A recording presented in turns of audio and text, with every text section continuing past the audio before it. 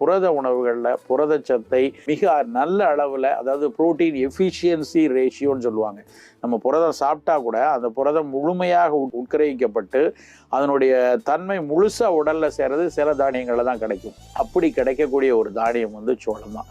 இந்த சோளத்தை வந்து நம்ம நேரடியாக நல்ல சோளத்தை வந்து அந்த காலை நேரத்தில் பள்ளியிலிருந்து திரும்பி வரக்கூடிய குழந்தைகள் பொதுவாக நல்ல பசியோடு வரும். ஏன்னா பள்ளியில் மதிய நேரத்தில் சரியாக சாப்பிட்ருக்காது. மாலை நேரத்தில் வீட்டுக்கு வந்த உடனே கொஞ்சம் நல்ல உணவுகள் சாப்பிடணும்னு நினச்சி வரும்போது ஒரு வாரத்துக்கு ஒரு நாளோ 2 நாளோ நம்ம சோளம் கொடுக்கலாம். அதுவும் அந்த சோள மாவினுடைய புரதத்தன்மையை நிறைய அந்த குழந்தைகளுக்கு கிடைக்கும். ஒரே ஒரு விஷயத்தில் நம்ம கொஞ்சம் எச்சரிக்கையாக இருக்கணும். சித்த மருத்துவ அடிப்படையில் பார்த்திங்கன்னா கரப்பான் பண்டங்கள்னு சொல்லுவாங்க.